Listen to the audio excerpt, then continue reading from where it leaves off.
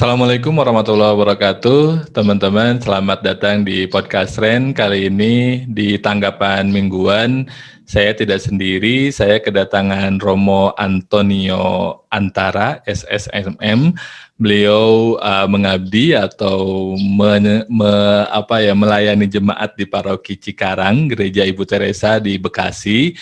Dan saya dan Romo ini akan ngobrolin tentang apa yang terjadi belakangan yang sangat mengerikan di Makassar. Kita sapa dulu Romo Aannya. Selamat pagi atau selamat siang, Romo. Selamat pagi menjelang siang, saudaraku. Iya. Bang Irfan, Ustadz ya, Ustadz Iya. saya panggil Bang Irfan aja lah. Iya, Kang Irfan aja. Ini kita ketemu pertama kali itu di acara Menjadi Manusia, jadi ada 7 anak muda mewakili agama dan kepercayaan ngobrol soal berbagai hal ya, berbagai isu, mulai dari soal pernikahan, soal macam-macam nih, dan belum sempat ketemu lagi nih sama Romo. Iya, makanya saya juga kangen mau ngobrol-ngobrol. Oke. Iya, Romo, ini dong saya pengen sebelum kita ngobrol soal yang serius nih, pengen nanya dulu kayak aktivitas Romo setelah sejauh ini, apalagi selama COVID, itu gimana Romo? Apakah ada perubahan atau penyesuaian selama COVID dengan dalam proses melayani umat? Yang pasti ada satu perubahan yang besar dalam hidup menggereja, khususnya gereja Katolik di Keuskupan Agung Jakarta. Karena Paroki Cikarang Gereja Ibu Teresa di Kabupaten Bekasi ini masuk di dalam wilayah pelayanan Keuskupan Agung Jakarta. Itu memang persisnya itu di bulan Maret, ya, Maret pertengahan, kalau tidak salah tanggal 16 Maret itu kami semua pelayanan kegiatan hidup gereja yang tatap muka atau offline itu sama sekali diberhentikan semua. Jadi ada surat himbauan dari Bapak Uskup Agung Jakarta, Monsinyur Ignatius Kardinal Suharyo, tidak ada kegiatan secara offline atau tatap muka atau pertemuan-pertemuan. Padahal itu waktu itu kan kita mulai 2019 ya. Jadi itu persis kami memasuki seperti ini. Maka ini kan satu tahun kita sama mengalami masa pandemi itu ketika kami memasuki masa prapaskah. Masa prapaskah itu masa pertobatan, bulan puasa bagi kami umat Katolik di seluruh dunia. Ya, itu kami sedang memasuki masa itu karena jadi selama 1 bulan ya, untuk 40 hari, tepatnya 40 hari kami itu masa pantang dan puasa atau disebut masa prapaskah. Itu selama 40 hari menjelang kebangkitan Tuhan Yesus Kristus atau Hari Raya Paskah. Maka ini ada satu yang membuat kami sungguh di satu sisi kurang siap juga. Karena selama ini kan kegiatan-kegiatan kebersamaan dan udah menjadi ciri khas kami, menjadi identitas kami, hidup menggereja itu hidup berkomunitas. Ya, ungkapan iman personal juga diungkapkan dalam yang komunal, dalam kebersamaan dengan gereja yang lain untuk bersama-sama kita mengadakan perayaan-perayaan atau ibadat-ibadat itu. Padahal masa prapaskah sampai Paskah itu ada banyak kegiatan-kegiatan. Nah, ini yang benar-benar kami akhirnya sudah stop sama sekali. Kami juga waktu itu belum siap untuk mengadakan online, maka kami sama sekali belum mengadakan waktu itu. Ya sudah, kami hanya secara internal, para romonya saja yang ibadah karena menjadi kewajiban kami, para romo, kami berdua waktu itu untuk ya kita adakan, dan sama sekali kita minta kepada seluruh jemaat untuk mengikuti secara streaming online Gereja Katedral Keuskupan Agung Jakarta, supaya semua mengikuti di sana, karena kami secara gereja di teritorial Paroki Cikarang Gereja Ibu Teresa belum siap waktu itu. Berarti Itu Bang Irfan. ya, kalau sekarang berarti apakah Paskahnya online juga, Romo, atau misalkan offline tapi sudah dengan protokol kesehatan gitu misalkan? Nah, itu lalu kami memang terus dari pihak Keuskupan Agung Jakarta mengadakan rapat-rapat untuk itu, dan pasti sesuai dengan himbauan pemerintah juga kami mengikuti semua. Jadi semua gereja tidak ada yang mengadakan perayaan atau ibadah mingguan, bahkan harian, ya harian. Misa harian, mingguan itu tidak ada. Kurang lebih selama 8 bulan, ada yang 10 bulan. Jadi tergantung kesiapan masing-masing paroki. Paling tidak di Paroki Cikarang ketika sudah ada himbauan dari Keuskupan Agung Jakarta untuk menyelenggarakan misa online, itu kami baru menyelenggarakan itu di bulan September 2019, karena itu bertepatan dengan ulang tahun gereja kami, ya, karena kita ini kan nama pelindungnya Mother Teresa. Mother Teresa itu kan meninggal pada tanggal 5 September. Maka kami peringati pada memperingati meninggalnya Mother Teresa itu sebagai hari nama atau perayaan pelindung paroki kami. Nah, itu kami adakan online pertama kali. Jadi kami waktu itu hanya berlima, kami 2 romo, kemudian dari tim konsos itu kita batasi hanya 3 orang yang boleh, kemudian liturgi 2 orang. Jadi kurang lebih hanya 8-10 orang aja itu yang datang ke gereja, ke tempat ibadah untuk menyiapkan perayaan nama pelindung paroki. Kita sekaligus menyapa umat saat itu gitu. Ya, jadi itu yang waktu itu kami siapkan. Kemudian dalam perjalanan waktu sampai akhirnya di bulan November 2020 itu baru kami boleh atau kami siap untuk offline dengan terbatas. Kami hanya diizinkan dari Keuskupan Agung Jakarta itu untuk ke gereja yang bisa hadir hanya 150 termasuk petugas. 150, tidak boleh lebih dari itu. Padahal biasanya kami kalau mingguan itu bisa 4,5 sampai 5.000 jemaat. Belum lagi kalau nanti hari raya, misalnya seperti mau Paskah seperti ini, kita sewa tenda untuk tambahan ini ya. Dirikan tenda di halaman gereja dan juga di tempat parkir. Itu karena harus menampung jemaat. Tapi ini tidak juga, sampai sekarang kita masih offline, jadi offline-nya terbatas, kemudian online-nya terus berjalan, kita online. Dan itu banyak umat mulai kita, karena harus membiasakan juga ya, ini kebiasaan baru. Jangan sampai umat itu lalu nanti malas-malesan untuk beribadah, karena kita nggak bisa ngontrol ini kan ya. Kita nggak bisa ngontrol. Ngontrolnya bagaimana? Ini kan mereka di rumah masing-masing. Apakah mereka bisa atau tidak? Ibadah atau tidak? Kita kan nggak ngerti. Maka kami sungguh mengharapkan kepada pengurus-pengurus di lingkungan untuk menggerakkan umatnya tetap mengadakan pertemuan tapi secara online lewat Zoom seperti itu, atau fasilitas-fasilitas yang lainnya. Nah, itu kemudian kami inisiatif menyelenggarakan misa online lingkungan-lingkungan, kan paroki itu terbagi dalam lingkungan-lingkungan. Kami ada 58 lingkungan. Itu kadang bisa satu perumahan, itu satu lingkungan, atau beberapa perumahan menjadi satu lingkungan seperti itu. Nah, kami menyelenggarakan tapi secara online. Jadi kami secara online. Di situ kita bisa cek kembali kegarian jemaat untuk ibadah. Iya. Gitu.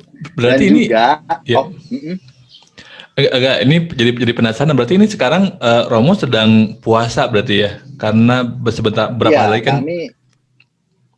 Kami ini sudah di minggu kelima Prapaskah ya. Kita sudah memasuki hari minggu kelima Prapaskah. Lalu ini mulai hari Senin sampai nanti hari Minggu, ini kita yang disebut Minggu Pekan Suci. Ya, Pekan Suci itu berarti kita memang minggu-minggu yang semacam lebih banyak keheningan, kita mengadakan ada rekoleksi. Ini besok kami pagi sampai siang ada rekoleksi bagi para romo semua di Keuskupan Agung Jakarta.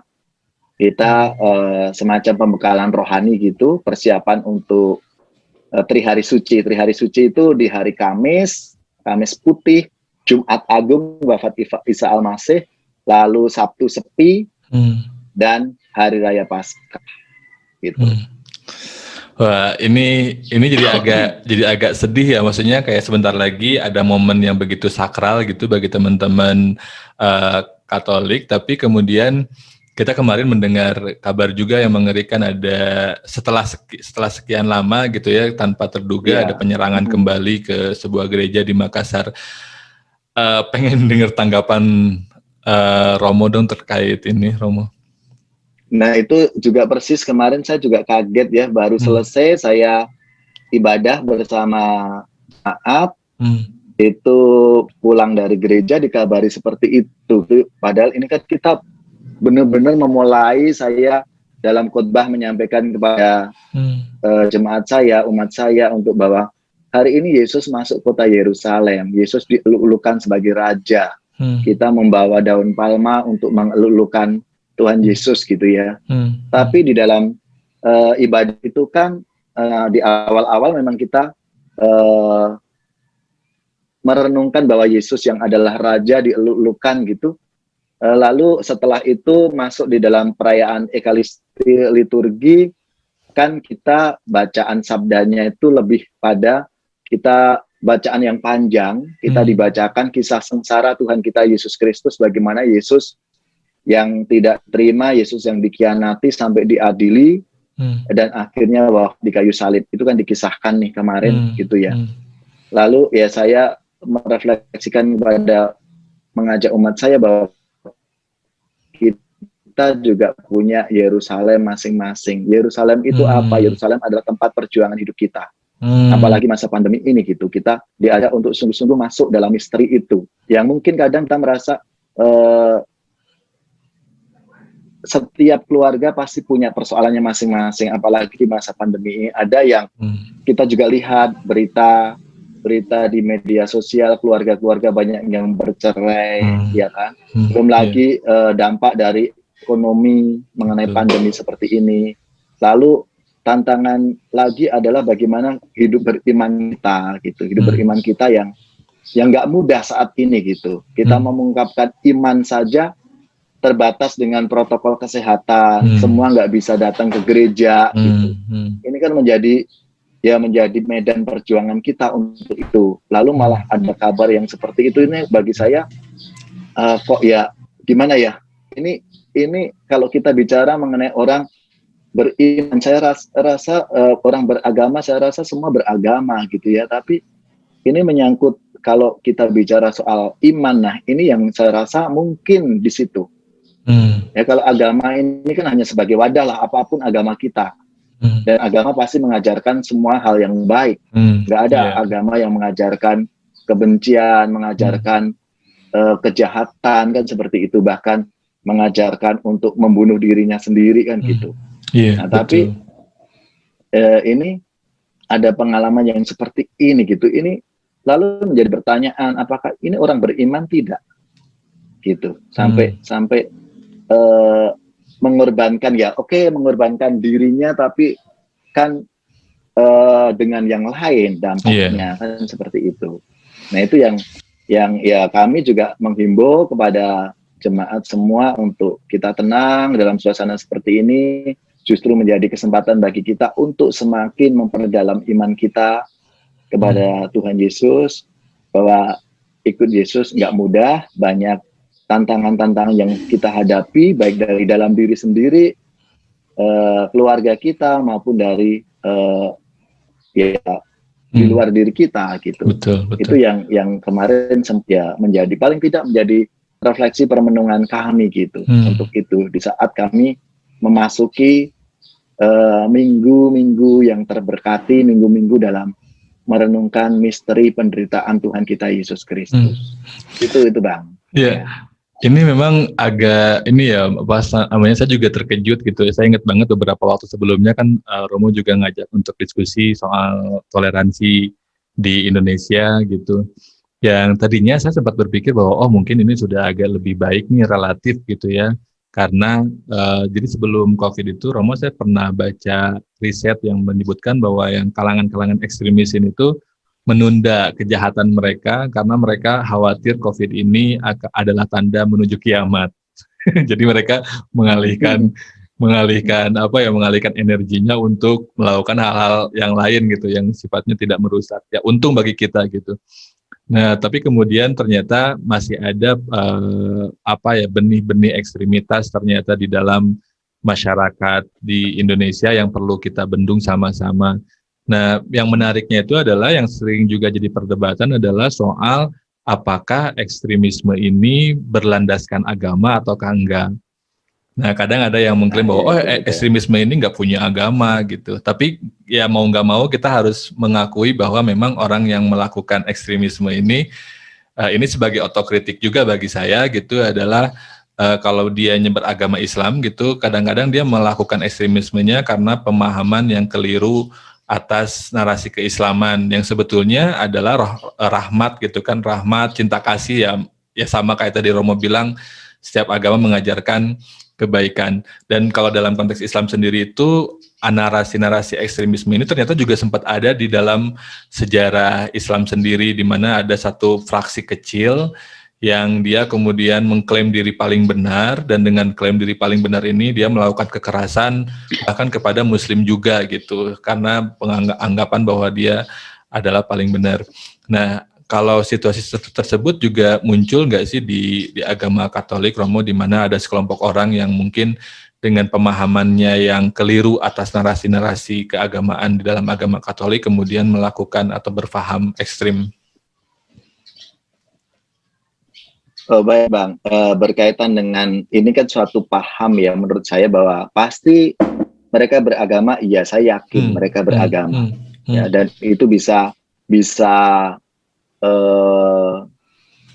mengenai atau bisa dilakukan oleh siapapun dan agamanya apapun. Karena ini kan satu yang memang pemahaman yang menurut saya keliru bagaimana ia memahami yang ia yakini, gitu. Kalau di dalam agama Katolik itu mungkin ini hanya saya karena saya tidak belajar sejarah gereja secara mendalam, ya, bahwa ada sejarah kelam gereja, ya makanya kalau ada perang salib, gitu ya, dalam tanda kutip perang agama seperti itu. Tapi dalam perjalanan waktu, kalau di kalangan orang Katolik itu lebih pada yang berbeda paham-paham seperti ini tidak untuk gini, bukan untuk lalu menghancurkan sesamanya atau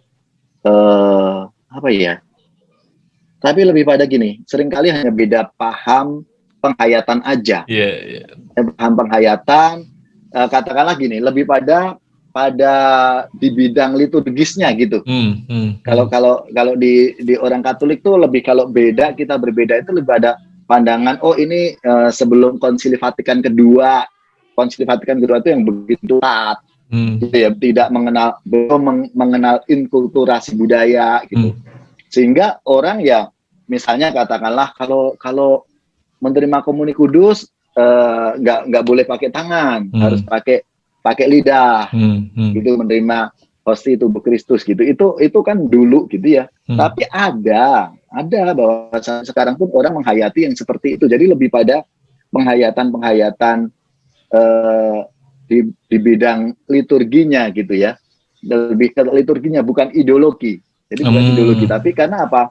Di gereja Katolik itu kan ada banyak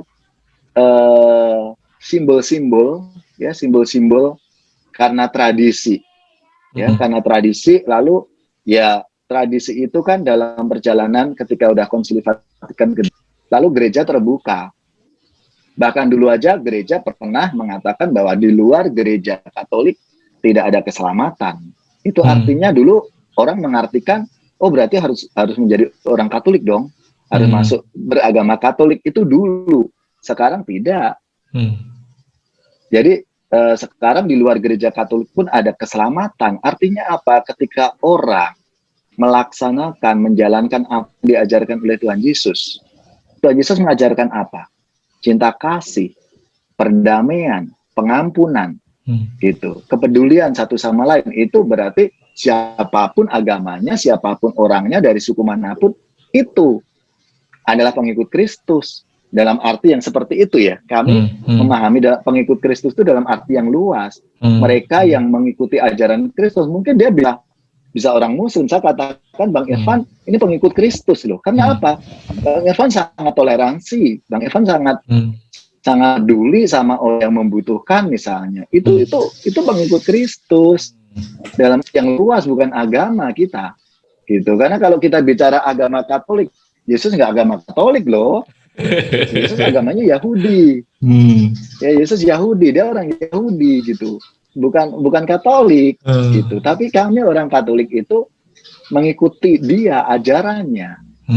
Gitu, ajaran cinta kasih, pengampunan, kepedulian, gitu, toleransi, belas kasih seperti itu. Nah, yang ada kalau tadi Bang Irfan menanyakan Katolik ada enggak? Ya ada, lebih pada itu, bukan ideologi yang berbeda lalu melawan, lalu enggak. Kami enggak ada yang seperti itu. Kami hanya lebih pada perbedaan di kalau misalnya, jadi kalau di gereja gitu, jadi lebih pada internal kami ya di gereja. Biasanya nih orang-orang yang sepuh, ya orang-orang sepuh itu melihat yang kaum milenial itu kalau beribadah gitu nggak boleh kayak gitu. Kadang lihat dari pakaiannya gitu, hanya lihat dari pakaiannya itu kok pakai pakaian UKNC sih kalau ke gereja. Nah gitu. Nah kalau anak-anak sekarang kan kadang nggak mau nggak peduli kan gitu. Makanya kami ingatkan harus sopan, harus ini gitu, tapi nggak sangat yang sangat ekstrim gitu. Harus begini, karena kalau ngikutin yang dulu, makanya gereja Katolik itu sangat terbuka dan inkulturasi, mengikuti budaya setempat. Karena misalnya dari cara mengungkapkan doa-doanya, orang Sunda sama orang Jawa pasti yang didoakan sama, kata-katanya berbeda. Gitu. Iya, kami misalnya doa Bapa kami, doa Salam Maria, orang Sunda pakai bahasa Sunda. Orang Jawa bisa pakai bahasa Jawa, orang Batak pakai bahasa Batak gitu. Sehingga itu membantu khususnya orang-orang daerah, misalnya orang-orang tua, nenek, kakek kita yang orang Jawa nggak bakalan dia bisa ngomong bahasa Indonesia. Dia bisanya bahasa Jawa. Makanya di Jogja ada perayaan Ekaristi atau ibadah dengan bahasa Jawa. Iya, di Sunda ada juga pasti. Bahkan mungkin iringannya pakai gamelan Sunda, pakai gamelan Jawa gitu. Abang perlu lihat aja kalau nanti ya, kalau udah nggak pandemi, itu biasanya nih nanti pada saat Hari Raya Paskah, malam Paskah itu kita pakai gamelan kalau di Jawa, di Jogja. Sehingga ibadahnya bisa 2 jam lebih. Karena ini kita mau mengungkapkan kegembiraan Tuhan Yesus yang menebus dosa-dosa kita, Tuhan yang bangkit itu gitu. Makanya dengan gaya Jawa, dengan pakai nadanya nada Jawa, karena pakai gamelan. Gitu. Bahkan Betawi pun ada gaya Betawi kita gitu.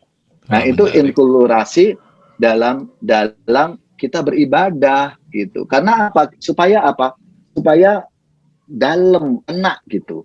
Karena pewartaan kita itu. Dan sekarang kalau kita ini kan katakanlah Katolik ini dari mana? Kan dari Eropa. Dulu para misionaris datang ke Indonesia, mereka dengan bahasanya mereka, tapi mereka kan lalu membawa supaya orang-orang, paling tidak orang Jawa ini bisa ngerti apa yang aku sampaikan. Aku harus bisa ngomong bahasa Jawa. Makanya zaman dulu misionaris orang-orang bule, orang Belanda itu bisa ngomong bahasa Jawa. Sehingga pewartaannya itu diterima dalam arti ini kan pewartaan yang baik. Oh, ini makanya aku bisa mendengarkan, aku bisa mengikuti ajarannya ini seperti itu. Nah, ini yang gereja Katolik seperti itu, Bang.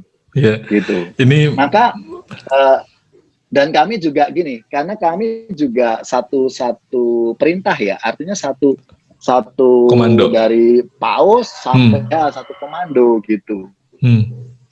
Sama tapi mengungkapkannya berbeda-beda Sesuai dengan karena konteksnya sesuai dengan masing-masing mungkin ya. konteksnya Hmm. masing-masing, inkulturasi budayanya masing-masing gitu. Ini menarik nih, apa namanya, penjabaran dari Romo itu mengingatkan saya justru malah kalau di Islam memang juga ada perbedaan yang sifatnya bukan ideologis gitu ya. Yang makanya kan kalau di Indonesia ada NU, ada Muhammadiyah gitu, ada Persis dan Iya, seterusnya, yang kita juga berbeda-beda nih dalam hal peribadatan, tapi secara teologis, secara ideologi sama gitu. Terus juga tadi menarik juga melihat bagaimana beribadah bisa dengan bahasa Jawa, kemudian dengan instrumen kebudayaan sesuai dengan kebudayaannya masing-masing. Dan ini malah mengingatkan saya pada dakwahnya Wali Songo gitu, kalau dalam konteks Islam yang juga menggunakan budaya setempat guna menyampaikan Islam yang memang secara nilai itu harusnya salam, harusnya menyampaikan perdamaian, keselamatan, yang harusnya kalau misalkan ada orang lain yang merasa terancam dengan keberadaan si Muslim, berarti dia belum menjadi Islam sepenuhnya gitu, kalau secara nilai gitu. Apalagi kalau dia punya niat memang menghilangkan nyawa atau mengancam keamanan orang lain, berarti dia iya, cuman Muslimnya KTP aja nih. ya betul. Ya itu makanya perlu dipertanyakan sebetulnya keimanannya. Kalau menurut saya sih Betul, keimanannya, keimanannya dia betul. mengimani agamanya itu Ya, gitu. ya. Karena agama itu semuanya mengajarkan yang baik. Hanya bagaimana dia mewujudkan imannya di agama itu. Hmm, hmm. Gitu. Ya, dan ini makanya sebetulnya Dan saya pengen ngobrol sama Romo itu karena mungkin yang terjadi salah satunya karena ada prasangka ya, karena jarang ada kesempatan ngobrol dengan yang berbeda agama, sehingga bawaannya itu persangkanya buruk aja gitu, atau ya, stereotipnya jelek aja kepada yang berbeda agama, dan itu bisa bolak-balik ya, maksudnya bisa dari Muslim ke yang Katolik, atau dari Katolik ke yang Muslim gitu, bisa kayak gitu. Nah, menurut Romo sendiri ini kita ini kan kayak ekstremisme ini menjadi PR kita bersama nih, kita apalagi yang punya istilahnya secara sengaja maupun tidak sengaja diamanahi tanggung jawab untuk sama-sama mengajak umat gitu ya, katakanlah seperti itu, untuk sama-sama menjaga keharmonisan, perdamaian, cinta kasih gitu, keselamatan. Nah, kira-kira apa ya yang bisa kita lakukan untuk menangkal narasi-narasi ekstrim ini, Romo, kira-kira? nah gini Bang. Jadi sikap ekstrim itu muncul seperti yang tadi karena apa? Prasangka-prasangka tadi. Karena kalau kita lihat dari sejarahnya ya, saya ini kan paling tidak dari kampung saya orang Jogja. Saudara-saudara saya itu kalau kita bicara soal agamanya macam-macam. Bahkan saya satu rumah saja, kakak saya ada yang Muslim, ada yang Kristen gitu ya. Karena memang ya apa ya, itu nggak menjadi problem gitu. Kalau kita lihat dari sejarahnya ya, dari sejarah saya gini, budaya kita di kampung itu semua satu kampung itu ya bersaudara gitu. Maka nggak akan ada orang curiga, terus was-was dan lain sebagainya. Nah, yang menjadi persoalan itu ketika apa? Kita belum saling mengenal. Dan kebanyakan nih yang saya lihat nih Bang, paling tidak kok kebanyakan itu misalnya nih saya di Kabupaten Bekasi, saya di Cikarang. Itu bukan orang-orang asli Cikarang loh. Bukan orang-orang kampung Cikarang loh yang bersikap seperti itu, tapi kebanyakan pendatang. Makanya saya ketika banyak perumahan-perumahan baru, lalu orang datang dari berbagai tempat. Nah, ini yang menurut saya itu yang sepertinya orang-orang yang seperti itu yang kayaknya kalau tidak punya dasar dari kehidupan bermasyarakatnya itu yang sangat rentan menurut saya. Itu sehingga kalau ada orang sedikit ada ngumpul-ngumpul, lalu ngumpul-ngumpulnya berkaitan dengan ibadah. Kadang kan ada tradisi kalau kita orang Jawa itu kan ada mendoakan orang meninggal kan. Betul. Kalau orang Muslim ada tahlilan gitu Iya. kan. Itu udah biasa di tempat saya gitu kan. Gitu bahwa kami pun bahkan yang Islam ya dengan cara Islamnya dengan tahlilan, habis itu kita yang Katolik ya dengan cara kita Katolik, no problem gitu. Tapi kalau itu di suatu tempat yang baru, ada perumahan-perumahan baru, itu jadi masalah. Gitu, karena apa? Orang nggak saling mengenal, maka baik. Ya, makanya saya selalu menyampaikan kepada jemaat saya, kalau kita tinggal di suatu tempat, saling mengenal satu sama lain. Harus kenal depan rumahnya 10 rumah, belakang rumahnya 10 rumah, kiri kanannya 10 rumah. Saya mengatakan itu supaya kita saling mengenal sebagai satu saudara. Sekarang kita juga nggak milih-milih kan. Oh, aku nanti tinggal di perumahan ini, tetanggaku harus ini kan tidak. Betul. Justru di situ kita ya harus memulai saling memperkenalkan diri. Memperkenalkan diri untuk ayo lalu keterlibatan dalam hidup bermasyarakat, ada gotong royong, itu kan menjadi ciri khas kita loh. Kalau itu nggak ada, ini yang bagi saya ini rentan. Kalau kita udah nggak ada kepedulian, nggak ada saling membantu, ini yang sangat rentan untuk itu. Maka saya rasa budaya gotong royong, kebersamaan, zaman dulu kalau di kampung kita ada jempol ronda kok keliling kan gitu, yang bapak-bapak ya kan. Gitu. Nah ini kebiasaan budaya kita ini loh harus kita kembangkan terus menerus gitu, supaya apa tidak dimasuki ya budaya-budaya yang nanti kalau kita begini beda lalu ini menjadi lawan kita, menjadi musuh kita. Itu kan nggak benar kalau sikapnya seperti itu. Maka ya baik kalau kita ini sebagai paling tidak kita tokoh-tokoh agama, pertama-tama tokoh-tokoh agama dulu yang punya andil, punya peran, karena apa? Punya pengikut, punya jemaat, punya jemaahnya. Ini karena kan seringkali kan umat kita, jemaah kita ini kan mendengarkan apa kata tokoh pimpinan atau tokoh agamanya. Nah ini kita harus bersama dulu nih, supaya nanti kita memberikan mewartakan atau menyampaikan tausiah atau khotbah itu hal-hal yang baik untuk kita saling menghargai, menghormati satu sama lain, kita sebagai satu saudara. Karena kan enak kalau seandainya kita punya kesulitan, kan bisa dibantu oleh tetangga kita. Betul. Tanpa pandang kita ini hanya apa agamanya. Kan? Karena iya kan ini kan budaya kita orang Indonesia itu kan seperti itu harusnya. Iya. Gitu. Jadi sebenarnya iya. Jadi sebenarnya kita secara budaya punya perangkat atau punya senjata yang lengkap kita punya modal, betul. Ya, dan tinggal kita kemudian mengeskalasi modal itu, mengoptimalkan modal itu, dan yang bisa mengoptimalkan salah satunya adalah dengan peran tokoh-tokoh agama untuk menyampaikan narasi-narasi yang memang tepat sesuai ajaran agama yang pada akhirnya objektifnya adalah kebaikan, kemaslahatan, keselamatan, cinta kasih, dan seterusnya ya. Iya. Supaya apa Bang? Karena itu nanti kalau tidak, itu sampai bahkan ya contoh saja, pilihan RT RW aja nanti berdasarkan agama loh. Kalau nggak cocok, nggak sesuai, nggak ini sama agamanya nggak mau. Itu bisa jadi berantem. Iya, benar. Tapi kalau seandainya sudah kita ini udah bersaudara satu sama lain, apapun agamanya, menurut saya nggak akan masalah.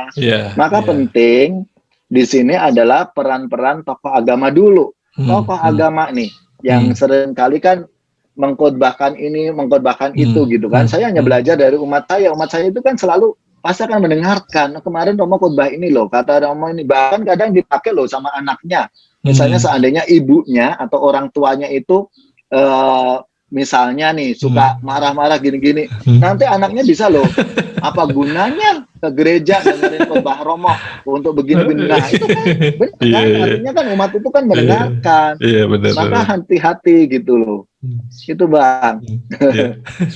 Baru setelah itu peran tokoh masyarakat untuk semakin memfasilitasi gitu kan. Tokoh agama kan berarti lewat di tempat ibadah masing-masing lah. Itu yang kita harus terus-menerus, artinya kita masuki pewartaan hal-hal yang baik, apa yang diajarkan oleh Tuhan kepada kita semua gitu kan. Nah, nanti tokoh-tokoh masyarakat ini memfasilitasi, contohnya yuk kita sama-sama piket ronda nih di jadwal gantian, kan jadi saling kenal kan. Gitu. Ayo tolong kita, yuk siapa yang mau jadi pengurus RT RW, kita sama-sama yuk gitu. Kita sudah punya modal kok, modal yang sudah peninggalan nenek moyang kita dulu gitu. Betul. Jadi kalau boleh saya simpulkan, pertama kita harus punya gagasan atau pemahaman bahwa kita adalah saudara ya. Kalau saya sering senang banget nih ngutip salah satu quote-nya, kalau kita nyebutnya quote dari Ali bin Abi Thalib yang bilang bahwa yang bukan saudaramu dalam iman adalah saudaramu dalam kemanusiaan. Dan bisa kita perkecil lagi kan, saudaramu dalam keindonesiaan kita lah istilahnya. Dan setelah pemahaman itu kemudian masing-masing dari kita berupaya untuk berinteraksi, saling mengenal, yang dengan saling mengenal itu akan tercipta kolaborasi, kerjasama, sehingga menurunkan sentimen-sentimen negatif. Baru kemudian di level atasnya tokoh agama dan tokoh masyarakat bisa membantu mendorong agar si suasana keharmonisan dan toleransi ini bisa terbangun. Ya, menarik sekali nih Romo diskusinya. Semoga diskusi ini ada manfaatnya nih buat teman-teman yang mungkin juga kalau dalam konteks podcast ini agak terkejut loh, kok kenapa podcast yang keislaman malah ngobrol dengan yang non-Islam gitu, karena justru malah di podcast kami ingin menunjukkan bahwa walau perbedaan agama itu tidak mesti dijadikan penghalang untuk kita berdiskusi, untuk saling mengenal, sehingga dengan saling mengenal itu kita tidak timbul kesaling curigaan, dan kita bisa tumbuh kesadaran bahwa memang perbedaan agama ini adalah sunnahnya Tuhan gitu. Amin. Oke. Dulu waktu saya juga ngisi acara mimbar agama Katolik kan kita semua ada di TVRI kan punya acaranya masing-masing ya, mimbar agama Katolik, tapi saya waktu itu ngajak Kiai Nurul Huda, pemimpin pesantren motivasi Indonesia, saya ajak untuk yuk kita bicarakan, ini ada kaitannya dengan toleransi dan selama ini kan kami bekerja sama gitu loh Bang, bekerja sama dalam kegiatan-kegiatan, bahkan di luar kegiatan pun kita goes bareng gitu ya. Untuk ya saling ngobrol-ngobrol gitu. Wah, itu seru banget nih, perlu diduplikasi nih di banyak tempat gitu, gimana Romo dan Kiai bisa bergandengan tangan, insya Allah umatnya juga bisa saling bergandengan tangan. Oke Romo, terima kasih banyak udah meluangkan waktu. Iya, betul. Gimana? Bang, kita juga kerjasama untuk meningkatkan UMKM itu.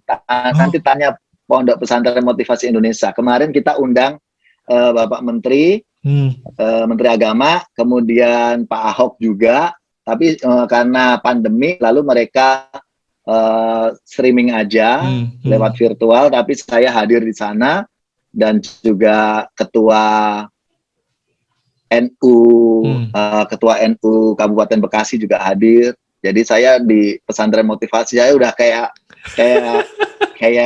yang punya pesantren aja. Aduh.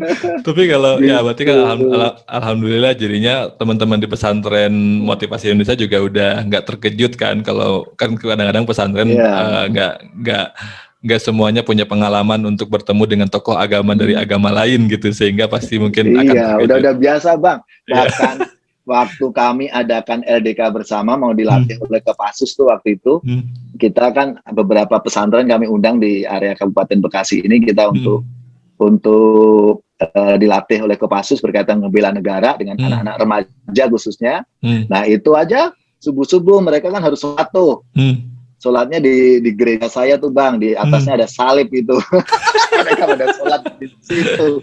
Udah sini aja tempatnya, nggak apa-apa. Ini udah disucikan. Gitu. Wah, itu indah banget sih. Kalau di waktu saya kuliah itu ada juga tuh Romo apa namanya kayak multi-faith prayer room. Jadi satu ruangan yang semua agama beribadahnya di situ. Itu pengalaman pertama saya kayak merasakan perbedaan yang nggak mesti dipertentangkan gitu, karena memang nggak bisa dipungkiri terjadi dan memang sunnahnya Tuhan gitu. Oke. Dan ini juga di medsos kan lagi ada itu Bang, bagus sekali sih dari luar negeri, tapi bagaimana toleransi itu terwujud dalam sebuah lagu. Jadi orang-orang Muslim di Yerusalem sana itu menyanyikan, kemarin kita merayakan Minggu Palma yang haleluya, haleluya itu yang hosana terpujilah gitu, tapi halu akbar kan itu sama dengan haleluya, shalom gitu. Bagus sekali, nanti saya kirim videonya. Boleh ya. Itu kan bagus ya itu. Bahasa Ibraninya dari ini kan ya? Iya betul. Iya mantap. kan memang satu bahasa sebenarnya kan di sana. Oke, siap. Hanya kita ini yang sering kali orang-orang yang nggak bertanggung jawab itu menafsirkannya yang berbeda. Dan gitu. tanpa Padahal pengetahuan dari sananya juga ya. semuanya kita ini kan, iya betul. itu Bang ya. Siap. Saya rasa itu kita punya peran di sana sebagai para tokoh-tokoh agama untuk ya mewartakan yang baik, mengajak umat untuk, menurut saya ya untuk ayo hidup bersama sebagai saudara di manapun jemaat atau jemaah kita tinggal gitu. Ya, setuju. Oke, terima kasih Romo untuk waktunya nih, senang banget ngobrolnya, nggak kerasa, tapi sayang sekali waktunya terbatas. Tapi semoga obrolan kita ada manfaatnya untuk teman-teman semua, menambah wawasan. Dan nanti berlanjut yang pasti ya. Betul, insya Allah kita berlanjut, nanti kita ngobrol-ngobrol lagi. Terima kasih teman-teman yang sudah mengikuti. Assalamualaikum warahmatullahi wabarakatuh. Waalaikumsalam warahmatullahi wabarakatuh.